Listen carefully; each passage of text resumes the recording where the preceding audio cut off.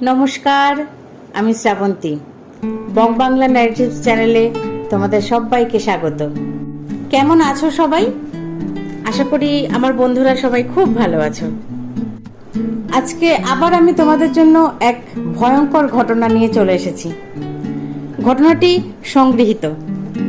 তাহলে দেরি না করে চলো ঘুরে আসি ভয়ের দুনিয়ায়। বন্ধুর বাড়ি থেকে বেরোতে বেশ রাত হয়ে গেল তমালের। রঞ্জিতের আজ জন্মদিন ছিল। বহু বছরের বন্ধুত্ব ওদের, সেই কলেজ থেকে। পুরোনো দিনের গল্পগুজব সেরে রাতের খাবার খেয়ে যখন রওনা হলো তখন রাত প্রায় 1:30টা।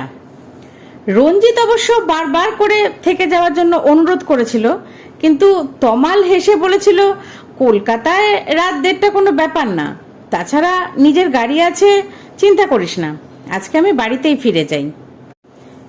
এই বলে রঞ্জিতদের বাড়ি থেকে বেরিয়ে এলো তমাল। বড় রাস্তার উপর যখন এসে পড়ল, শুনশান রাস্তাটা আলো মেখে দাঁড়িয়ে আছে। চাঁদের আলো এই আলোর কাছে ম্লান মনে হয়। শুধু তাই নয়, দিনের আলোর চেয়েও যেন আলোকিত এখন কলকাতা শহর। মাত্র 40 মিনিটের পথ রঞ্জিতের বাড়ি থেকে তমালের বাড়ি। ফাঁকা রাস্তায় আধ ঘন্টায় পৌঁছে যাবে। গাড়ির গতি একটু বাড়িয়ে দিল তমাল। আজ ড্রাইভারের ছুটি, তাই নিজেই ড্রাইভ করে এসেছিল বন্ধুর বাড়ি। এরকম ফাঁকা রাস্তায় গাড়ি চালানোর আলাদাই মজা। হর্নের কান ঝালাপালা করা শব্দ নেই, লোকের ভিড় নেই, শান্ত নিরিবিলি চারিদিক। তমাল গাড়ির মিউজিকের সাউন্ড একটু বাড়িয়ে দিল। এখন ঘড়ির কাঁটায় প্রায় 1:45। আর মিনিট করে যেতে পারলেই বাড়ি পৌঁছে যাবে।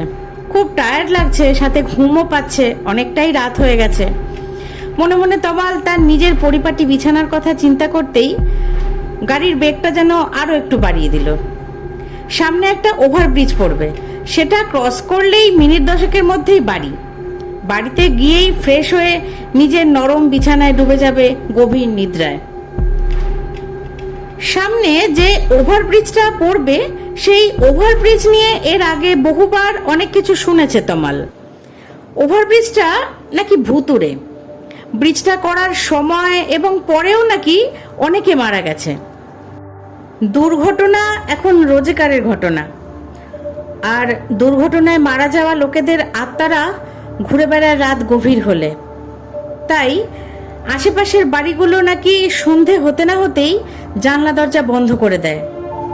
রাত্রে তারা গোঙানির শব্দ শুনতে পায়, মৃত্যু যন্ত্রণায় ছটফট করতে করতে কেউ জল চায়, তারপরই আর তাকে দেখা যায় না। তমালের ঠোঁটে একটা অবজ্ঞার হাসি ফুটে উঠল। সত্যি, মানুষ এখনো এই অন্ধ কুসংস্কারগুলো যে বিশ্বাস করে কেন কে জানে। নিজের মনেই বলল তমাল।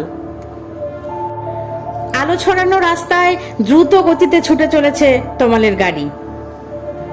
ঘড়ির কাঁটার দিকে চোখ পড়তে তমালের ভ্রু কুঁচকে গেল। ঈষৎ আঁতকে উঠল। ঘড়ির কাঁটায় রাত 3:05। আরো একবার ভালো করে দেখে নিল তমাল। হ্যাঁ, ঠিকই দেখেছে, ঘড়িতে ঠিক 3:05।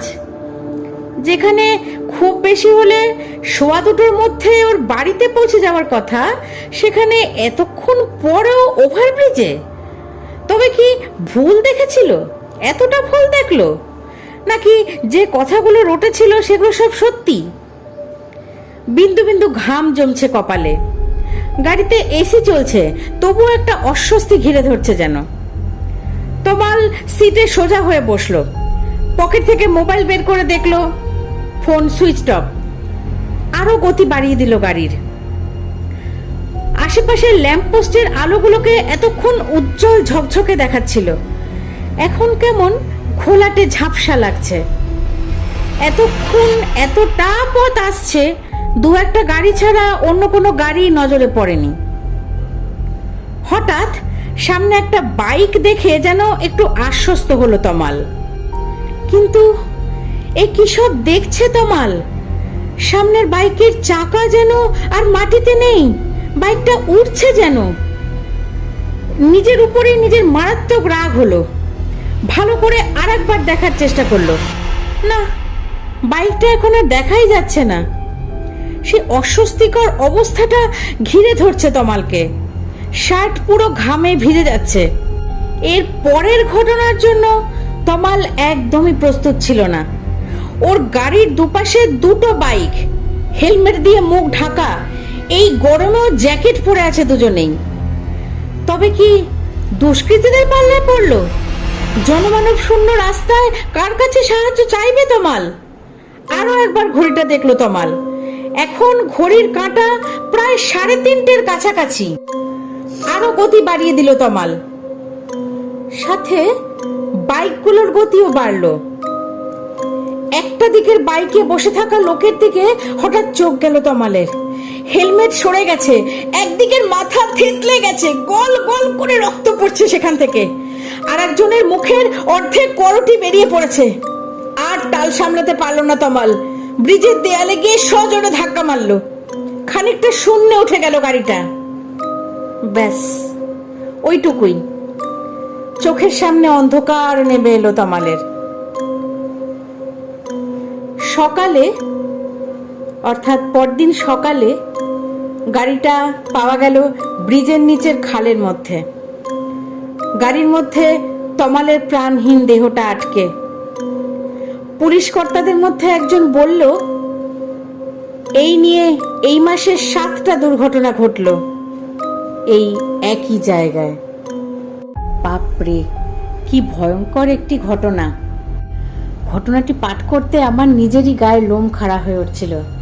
বারবার করে পৌঁছে যাচ্ছিলাম তমালের সেই ওভারব্রিজের উপর। ওভারব্রিজটি কোথায় আমি সেটি পেয়েছি, কিন্তু আমি এখানে খুব স্বাভাবিকভাবেই উল্লেখ করিনি। এত ভয় লাগছে। আমিও এখন রেকর্ডিং করছি, অনেকটাই রাত এখন, চারিদিক শুনশান, সবাই ঘুমিয়ে পড়েছে। তাই ছোট ঘটনা হলেও ভয়টা যেন আরো ঘিরে ধরছে আমাকে। তোমাদের কেমন লাগলো ঘটনাটি আমাকে প্লিজ জানিও, কমেন্ট করো আমাকে।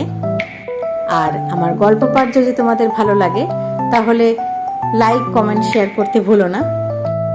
তোমাদের কাছেও যদি কোনো ঘটনা এমন জানা থাকে, যে কোনো রকম ঘটনা, আমাকে পাঠিয়ে দিও। ডেসক্রিপশন বক্সে আমার ইমেল আইডি দেওয়া আছে, সেগুলো আমি তোমাদের সবার সাথে শেয়ার করে নেব। সোমবার আর শুক্রবার 6টা মানেই বং বাংলা ন্যারেটিভসের তরফ থেকে অনেক রকম, অনেক ধরনের সত্য ঘটনা। তাহলে সেই সব সত্য ঘটনা শুনতে হলে অবশ্যই বং বাংলা ন্যারেটিভস চ্যানেলটিকে সাবস্ক্রাইব করে বেল আইকনটি প্রেস করে দিয়ে আমার পাশে থেকো। সবাই খুব ভালো থেকো, সুস্থ থেকো। কথা হচ্ছে আগামী দিন। ধন্যবাদ।